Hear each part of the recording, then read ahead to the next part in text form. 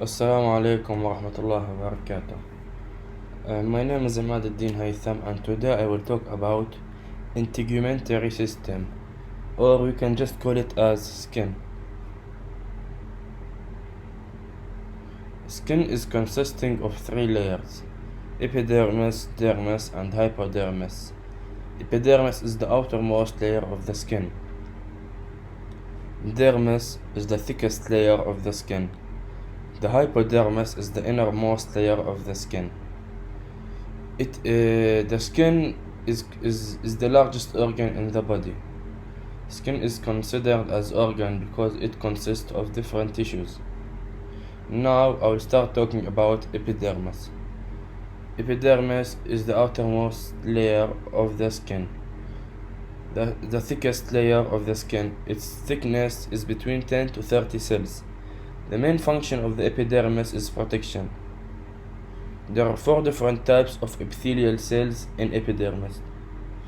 They are keratinocyte, melanocyte, Langerhans cells, and Merkel cells. First is keratinocyte. Keratinocyte is the outer part of the epidermis. It contains a tough and hard protein called keratin. The function of keratinocyte is protection from germs and reduce water loss from the body. Second thing is melanocyte. Melanocyte is found in the inner part of the epidermis. They produce melanin pigments inside structures called melanosomes. All humans have same number of melanocytes. The difference in skin color comes from different production of melanin and different numbers of melanosomes. Darker skin means more melanosomes and more melanin production. The function of melanin is to absorb UV radiation to reduce the amount of reactions to the body and help to start production of vitamin D. The next is Langerhans cells and Merkel cells. Both almost have the same function. For the Langerhans cells, they are immune cells that help to start attacking the germs. And for the Merkel cells, till now they are not totally defined. There is evidence that they are immune cells as well. Now we finish from the epidermis and we'll go for the dermis. Dermis is the thickest layer of the skin. It includes many important parts and plays a critical function. So what is inside the dermis? We have connective tissue fiber, which is collagen and elastin fibers fill the dermis layer, which is needed for support, flexibility, and elasticity.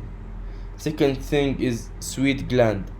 It releases water out of the body through pores on the skin surface.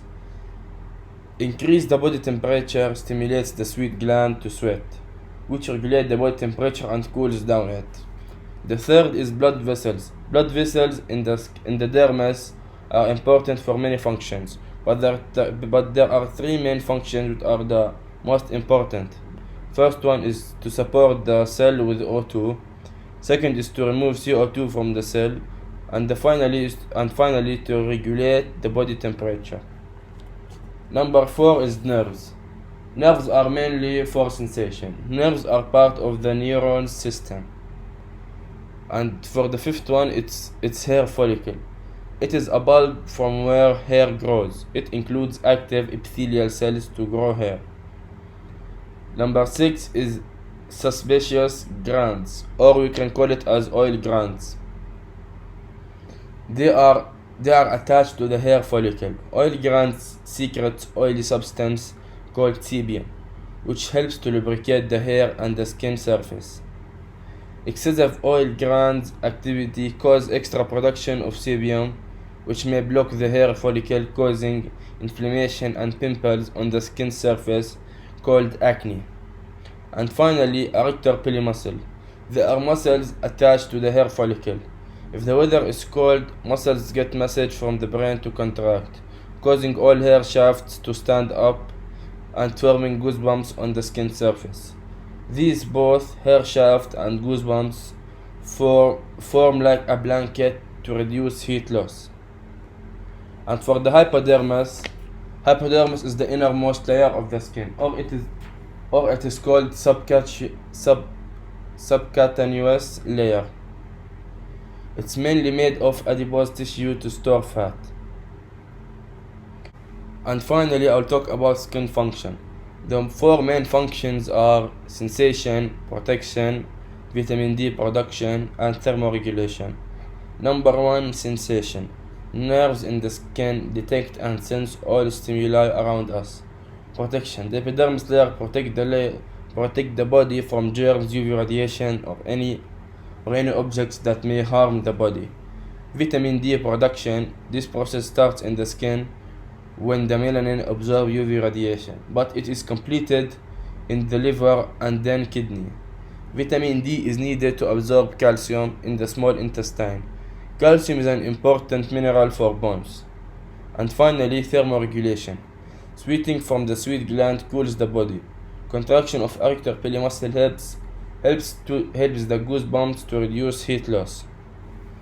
Thank you for listening. I hope you enjoyed.